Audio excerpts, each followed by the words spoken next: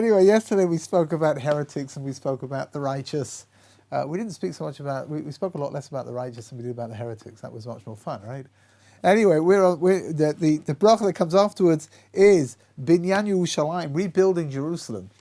And it's, you know, that bracha and the bracha that comes afterwards which is talking about the Messianic dynasty. So they go together. After we've reached a level of tzaddikim that we want to become righteous and we want to draw together to God. So at that point, then we say V'Yerushalayim v'Yecha Barachim Tashav, that we should all come back to Yerushalayim, V'Tishkoin b'Seicha Ka'asher Dibarta, and that we should come back in the way that you said, Uvnei Oisa B'Kov B'Amenu Binyan Olam V'Chisei David Meher L'Seicha Tochin, that the city should be rebuilt and the throne of King David should be established. Right? So again, the function of what we're doing over here when we're davening is we're not just praying for our immediate requirements, which means that we, right at the beginning we daven for insight, and we daven for health, and we daven for wealth, but we're also davening over here, we're also praying over here for the eternal establishment of what it is that we're trying to bring about, which is the building of Yerushalayim. And the next bracha over here is Temach David Avtacha Meres Satzmiach, that the Messianic era, that King David should come back. Right, again, the Mashiach is going to be the Mashiach is going to be somebody who has a direct line going back into the tribe of Judah and specifically to the house of David. If that's anybody over here, it's nice to meet you. But you never know, right? I mean, imagine if somebody here in this room becomes king. I guess I should stay on their good side. No? We're not that desperate yet. You may not be. Well, then you should probably stay on my good side. Yeah, I'm still trying to find it, actually. Yeah. It's a fair comeback. Anyway, so, yeah. So, it says like Bonei Yerushalayim, right? Why don't we say Bonei HaMikdash? Because you were asking for the city to be built.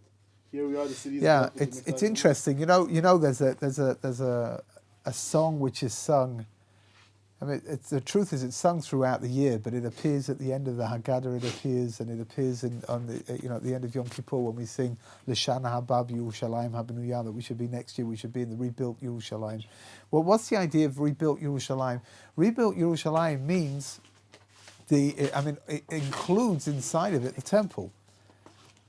Here, when we sing, on Seder night, when we finish up with the Haggadah and we sing L'Shana Haba Yerushalayim, I mean, we're in Yerushalayim. The place is pretty much built up, right? But it's not finished, which means that when we talk about Yerushalayim Habenuyah, we're talking about the building of Yerushalayim, the physical building of Yerushalayim, the spiritual building of Yerushalayim as well. And that's why if we only mention the building of the temple, then that means we're losing out on perhaps the more physical dimension.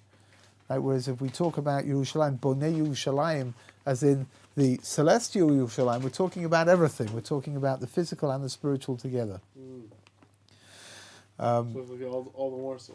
Yeah.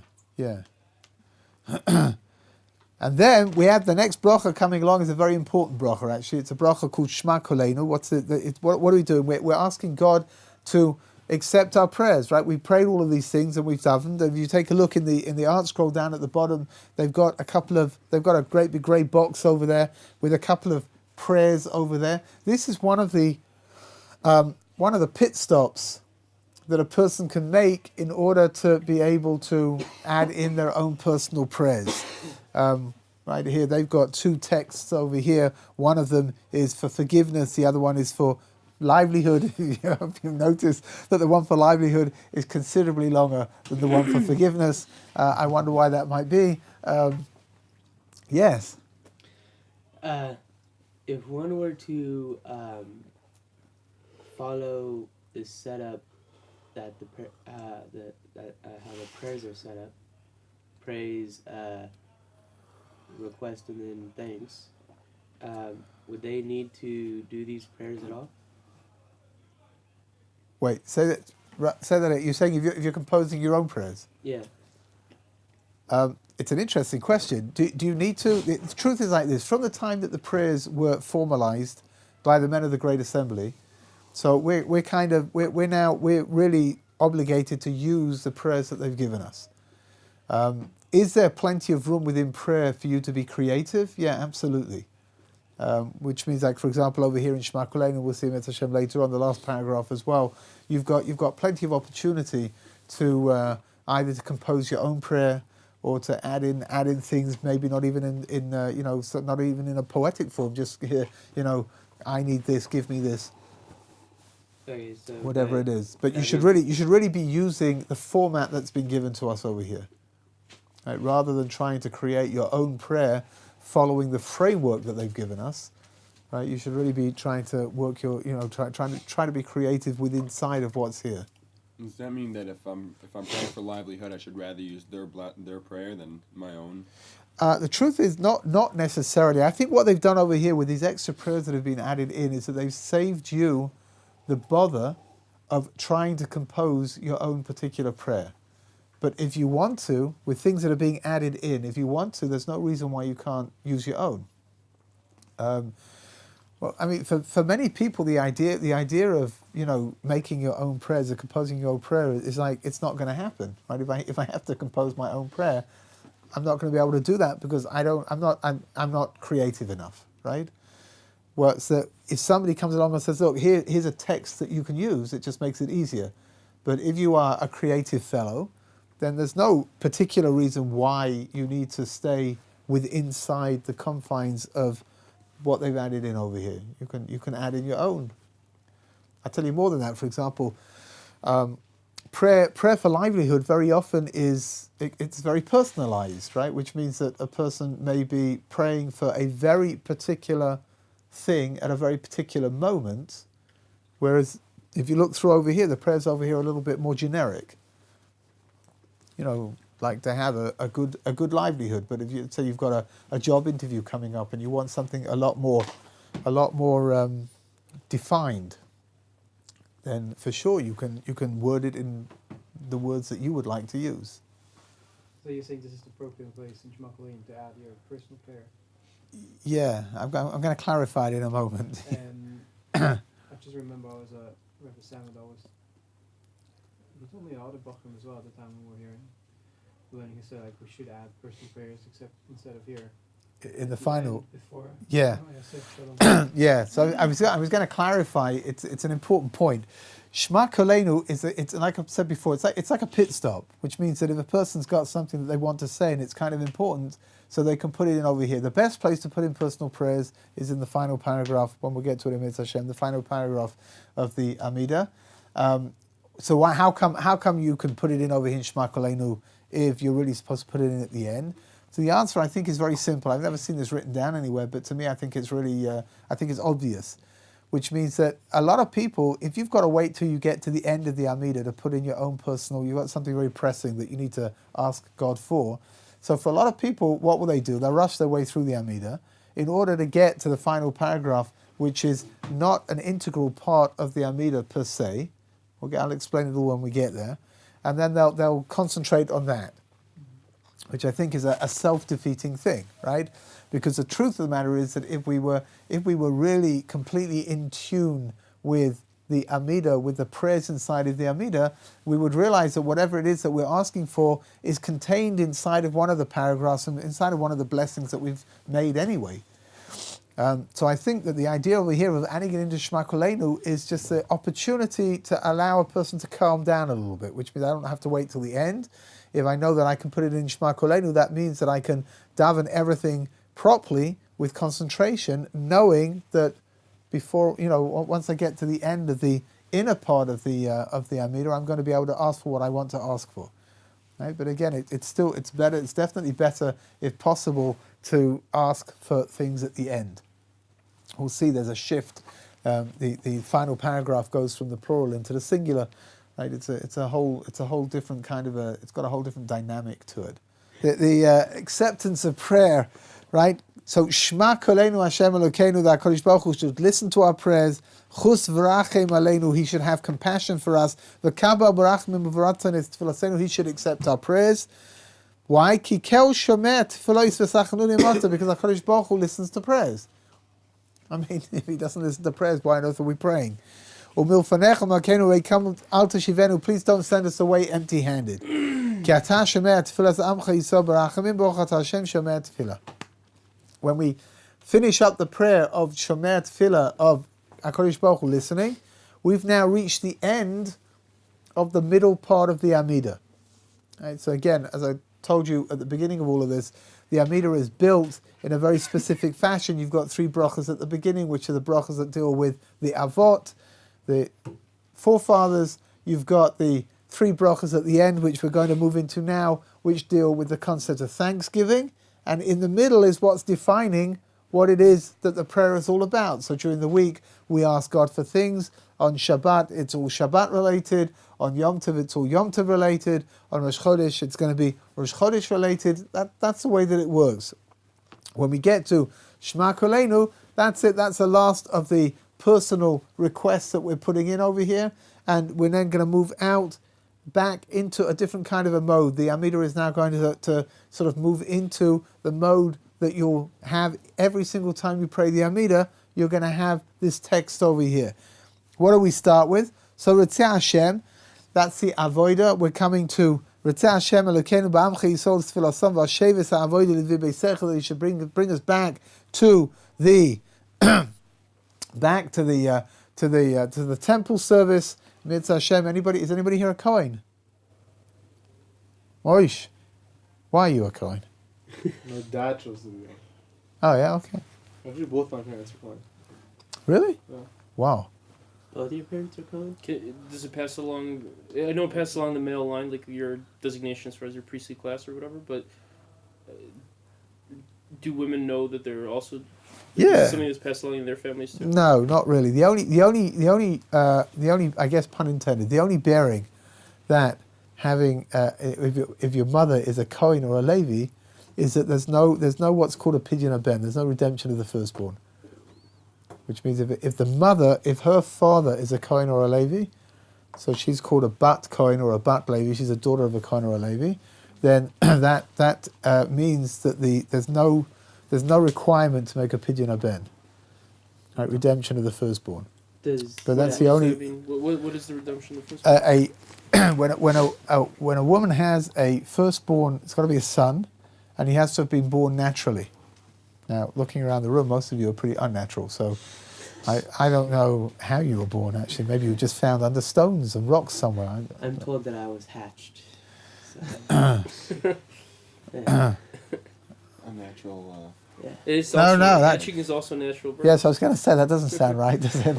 That's natural. That's an interesting question, right? If somebody was hatched, would you have a pidyon haben? I'm sure there's Gemara for it. Anyway, if a woman has a firstborn son, and it's a natural birth, which means it wasn't done through a C-section, then there's something called a pidyon haben. On the 30th day, the son is that there's a redemption. The firstborn was supposed to be holy. They were supposed to be sanctified, and they were supposed to be originally, they were the Kohanim. Right after the sin of the golden calf, God took away the firstborn status, that Kohanic status from the firstborn, and gave it over instead to the bits and pieces inside of the tribe of Levi, Aaron, and all of that. That's where the concept, the hierarchy of being a Kohen and being a Levi came from, why it became so important. What does it mean? It means like this, that in theory, a firstborn son is really supposed to be dedicated to spirituality in the temple, and is supposed to be kept in a state of purity. But because the firstborn are no longer the Kohanim, there is a redemption ceremony. A Kohen comes along, and there are 5 silver coins, and a swap is made, which means that the parents of the child give the Kohen the 5 silver coins. There's a little, it's not very long, but there's a little ceremony that goes together with it. Verses that are recited and everything, and the Kohen gives the child to the parents, and that way they've taken care of the problem that the child may have from being sanctified. Here, in my family, for example, my grandfather was a Levi. So my mother was a Bat Levi, which means that in my family there was no Pidyon Haben. My eldest brother never had a redemption. He didn't need one. But when his son was born, he did make a Pidyon Haben. In my immediate family, we didn't have a Pidyon Haben because my wife is a Bat Levi and my firstborn was a daughter, which kind of knocks out all the possibilities. As somebody once pointed out, I think the reason why this is only done for a firstborn child and not for any other children is simply because when you have your first kid, here, Binyamin will give us, he'll agree to this. When you have your first child, you imagine that you'd like to keep them, right? So you're prepared to pay the Kohen money in order to get your child back. Once you've had a child, though, you'd be quite happy to give the rest to the Kohen, which is why he's not going to keep them. You don't have to do a redemption of them. Do you have businesses from this? Not really, not that I'm aware. I'll speak to Rabbi Kaplan is a Kohen. I'll ask him how much, Rabbi David Kaplan. Does he keep the money? I don't ask. Give it back. Ask him. Just ask him how much he makes, and ask him whether he pays tax on this as well. Most people get most Kohanim make around $100-something on the ceremony, but it's like they do deserve something, you know. I do it for a night. What do you mean? The guy's standing there saying a prayer. There's nothing for you to get. Yeah, but it's their job. It's their job, and You know what? I don't. Here, look. What are you complaining about here? That you could set up, put a shingle outside your door, right? That's what I'm doing. Am Cohen will do pigeons, right? You make an app for it. We'll travel. Yeah, for sure. You kidding? Make an app, right? And we'll travel. Do you have to specifically be there? Like You do have to. The app is not enough. You do have to be there. Yeah.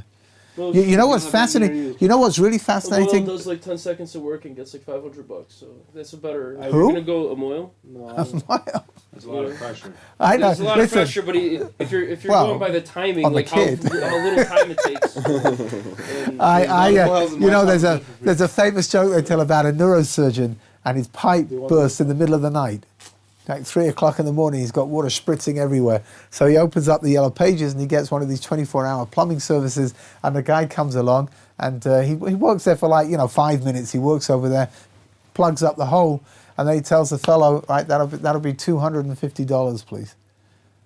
So the neurosurgeon says, are you for real? He says, yeah, this is an emergency nighttime call. That's my rate. He says, wow. He says, I'm a neurosurgeon. He says, I don't get $250 per hour. So the plumber says, yeah, I know. I used to be a doctor too. So I guess getting anybody here, you want to make a quick buck, become a Cohen. Just I thought plumbing. See who's go to the hospital, Jewish hospital. See who's giving birth. Hey, I'll already do it for you. You should know that over here in Israel, when people give birth, I don't know if it still happens. When my wife gave birth, the Moels would go around handing out cards in the maternity ward, right? It's you got to drum up business somehow, right? You want to say something? Are you drying your nail varnish? I don't know. I can never quite work it out, mate. Nail varnish. I have a Moyle client who I help him bring business to him.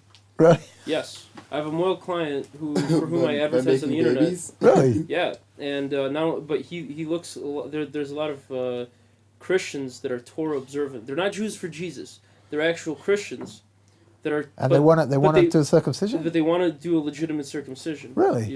And so I do advertising for states like Oklahoma and Utah, and they fly in from these states to Chicago. And he's got it. I mean, there's business coming through. Yeah, they're not Jewish, no. And not only that, but there's a lot of adults. He does a corrective circumcision if there's a botched one, and he does. There's a lot of there's a lot of Christian. He only got half whenever he did it. Yeah, he fixes botched circumcisions, and there's a lot of Christians that are adult Christians that want a legitimate Jewish circumcision. Really? They don't even want to convert, but they want a legitimate Jewish circumcision. So Okay. I help them find these people. He charges thousands of dollars for it. Each to their own. Wow, that's incredible. Why not? Yes. So whenever, I'll refer anyone if I so I don't get a cut. So you said that. Oh, pun intended, huh? So sure You said your Don't tell me you didn't mean that. I didn't. It was actually totally. Oh gosh. I wish I could. I was clever enough to come up with that. That, the IQ required for that pun was. Next time you talk to him. Yeah. Yours is too high. That's the problem. You need to be a cut above. Yeah. I'm sure you get a free corrected. So you said your grandfather was Levi. Yeah. And then your mother was a Bas Levi. Yeah. Does that make if your mother had a firstborn son or a firstborn child that was a son, would he become a Levi? No. My mother, my maternal grandmother. No, I'll try that again. My maternal grandfather was a Levi. Yeah. My paternal grandfather was a Yisrael. Right, so my father was a Yisrael and my mother was a Bas Levi, and all of their children are now Yisraelim.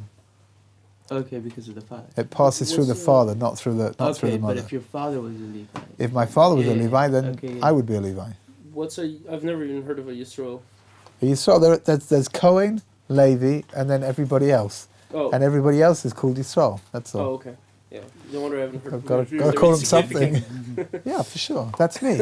It's us, the common. I'm also just a common Jew. So Yes. we don't know. But we're insignificant, but you can work on your insignificance. To be more insignificant? Yeah, for sure. You could become the most insignificant that you could possibly be. And presumably that would be reaching your potential. My uncle's a Cohen. Does that mean that on my mother's side, does that mean that my mother's a Bas Cohen? Yeah. Interesting. That means your grandfather was a Cohen. I know. It's so weird. I mean, unless he maybe bought it over the internet or something. I don't know. You guys are all trying to be me, but you guys are. No, It's just it's not working, huh? It's not working. I get a family discount now. So what's a Levite? Like a Cohen is the firstborn in the class of priestly class, right? Right. And Levites are. What's the thing is like this, that all the Kohanim come from the tribe of Levi. Levi, the original tribe of Levi, right, included Moshe and included Aaron. And at some point, God says that Aaron is going to become the Kohen, and Aaron's children are going to become the Kohanim as well, right? And from then, you've got even with inside the tribe of Levi, you've now got a little bit of a hierarchy. So you've got the Kohanim, and then you've got the Levites underneath. Right. Is anybody here a Levi? Does anybody know? You're a Levi. Okay, so look, we've got everything over here. We've got a Kohen and we've got a Levi, and that's of course a very, very important job to have because you get to wash Moshe's hands. That's right. I hope you're. Well, only if he misses your hands. Emit Hashem. Your own feet in the Beit HaMikdash. Yeah, Emit Hashem. You should wash your feet. Emit Hashem. Made out of mirrors. Moshe, Emit Hashem. Very soon, you should be able to wash your hands and feet. Right. Well, next time I go to the Kotel, I'll go come wash my hand. I'll go find Device to wash my hand. Yeah, that's a good idea. Or just take him with. Yeah, it just takes Vivi. He can be your resident Levi. What about Israel? Can Israel do it if the Levi's in there? If the Israel is a firstborn, so Firstborn when there's child no or firstborn son. firstborn child, Okay. but he should also be the firstborn son as well. Okay. Yeah. Wait, the ladies can come as well. If there are no Levites around, then a firstborn can wash their hands instead. The Right? firstborn? Is anybody here a firstborn? Oh, look at that! We've got everything over here. This is I'm an only born, Make your own. you're an only born. which makes me first and last. That makes you everything, absolutely everything. It also makes you pathologically disturbed, but that's like It's a unfortunate, actually. different dimension altogether. I am not a firstborn. I am a lastborn. I am a Is there any significance to middleborn. that? Yeah, are you kidding? My mother took one look at me and she said, "I'm not having any more." Actually, that's not so far away from the truth. All my mother wanted was a baby girl, and we're all boys at home, and I mean me and my brothers, and all she wanted was a baby girl, and she was so disillusioned when I came rolling along that she just said that. So I don't want any more children. That's And- exactly what happened with my mother. What can I tell? I am the daughter No. that my parents never No, had. no. I'm a star. There's like a 9-year difference Lauffer. between me and my sister. Yeah? Which is, I don't know. Who's older? We don't want to speculate. She is. She's older than you? Yeah. Yeah. I'm the last born. The difference is 9 years. Wow. What's the speculation? He's a mistake. Oh, no. Who cares? Hi, I'm here. You know, if you were a girl, if you're a mistake and you're a girl, does that make you a misconception? Yes. Whatever, anyway. Oh, Yes. Firstborn is I just got according it. let's say Miss- the dad had children before, but it's the conception. firstborn of the mom, or the mother had children before. It's the second marriage, good. and it's the firstborn of the It's really good. dads. Remember how I told you I'm part of the ladder? I'm still part of the ladder. Hang on. We're cutting these, right? Maybe. I think What was the question?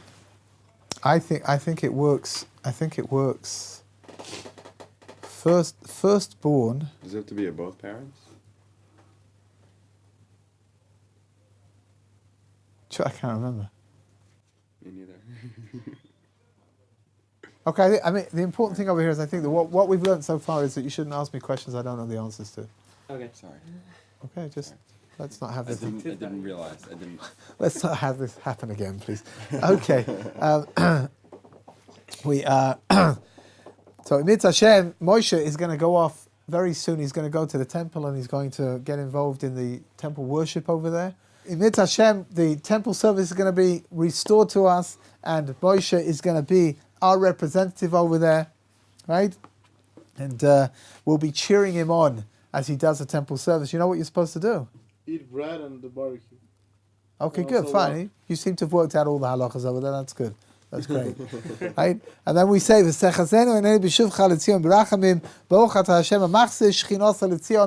God should bring his Shekhinah, his divine presence, back to Zion. Again, Zion is a very difficult word to define exactly. Zion is either the land of Israel, or it's Yerushalayim, or it's sometimes used in context with the temple itself. There was a fascinating debate before the State of Israel was declared with David Ben-Gurion and the secretariat of the Zionist movement about what to call the country. They didn't know whether to call it Israel or whether to call it Zion. And in the end, they decided to call it Israel because they felt that Zion was just, the connotation was too biblical. So, whatever. Israel, is it? Apparently not. Anyway, and then on page 112, when we say Modim Anachnu Loch. Now, what are we saying thank yous about over here? First of all, when you say Modim Anachnu Loch, you're supposed to bow. How do you bow? You just bow from the waist downwards. Of course, if you've been in the yeshiva long enough and been eating lunch over here, you may not be able to identify exactly where your waist is anymore, but it's there somewhere for sure. What are you laughing about? Nothing, Rabbi. The Modim Anachnu Loch, you don't have to go through the other bowings that we do during the Amidah. We have to bend our knees, and then we have to move forwards, and then we move straight, and then we stand up straight. Over here, you just bend in the middle and stand up. Modim Anachnu Loch. So we spoke about this in the past. What are we thanking Hashem for? We're not thanking Hashem for giving us what it is that we just asked for. That's a mistake. But rather, we're thanking God for being the only entity that is capable of giving us what we've just asked for, even if we don't get it. Right? Get Got it. It's an important, really, it's a very important point. It really is. That God is going to be our God forever. We give thanks to you, right, all the way through. It's very poetic. It's very beautiful, and then we say on the next page, and then we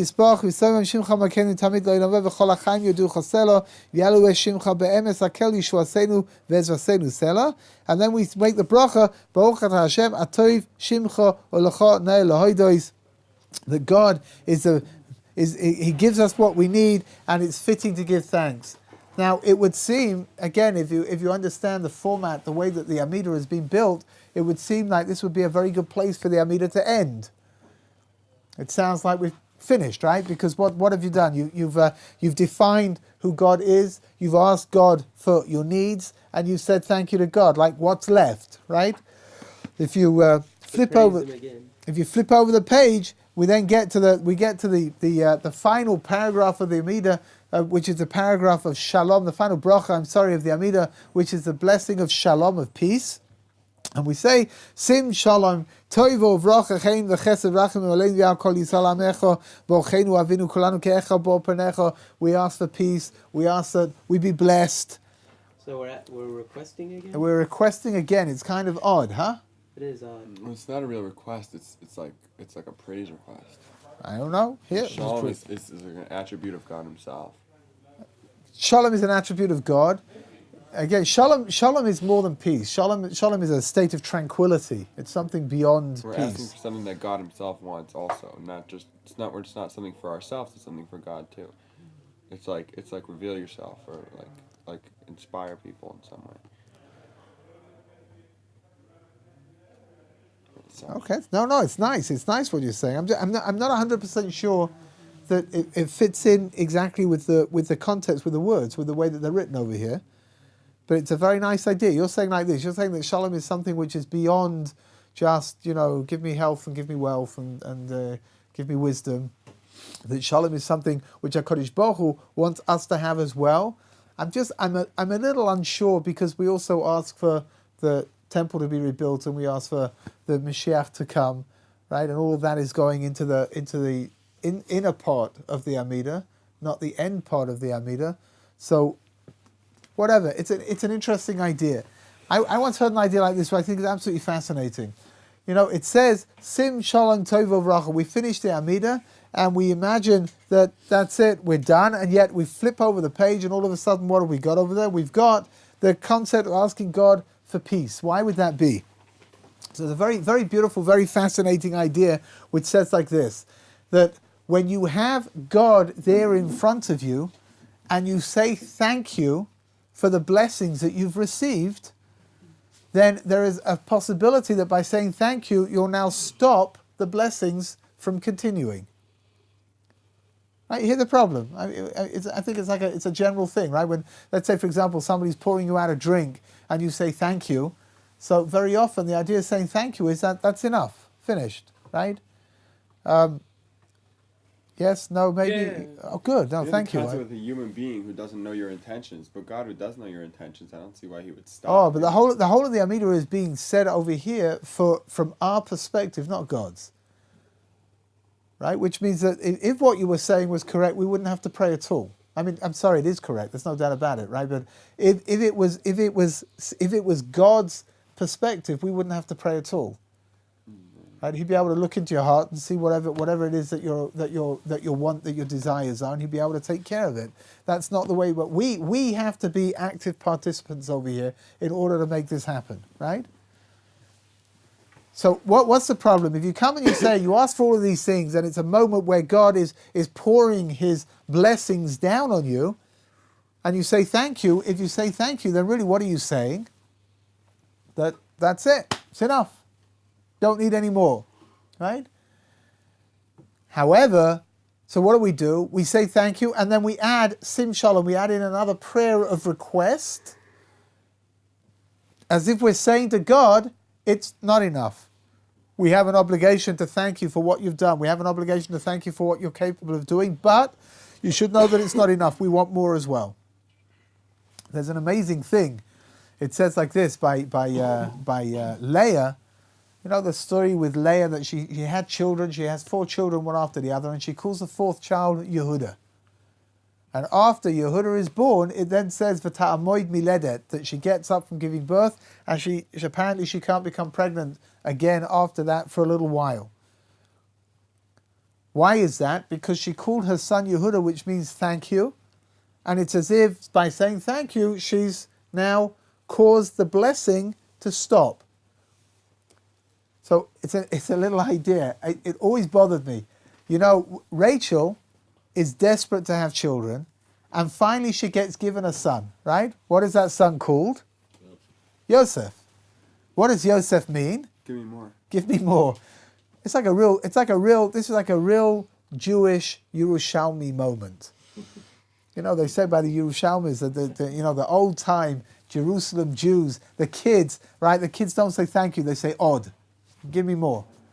Right? Like when you say to the kid, somebody gives you a candy, you say, what do you say? He'll say, odd. Give me more. It's like a real Yerushalmi moment over here, where finally Rachel's prayers have been answered, and she's given a son. And what does she call him? Od, right? Yosef means more, to add. So I think Pshat over here is like this, and this is what makes sense to me. That after she saw what happened to Leah, she saw that Leah said thank you. She called her son Yehuda, which means to give thanks to God. And she saw V'ta'amoid miledet. All of a sudden, she's not having children anymore. So Rachel understands that if she calls her son, the first son that she's had, a name which denotes thanks to God, what's the problem?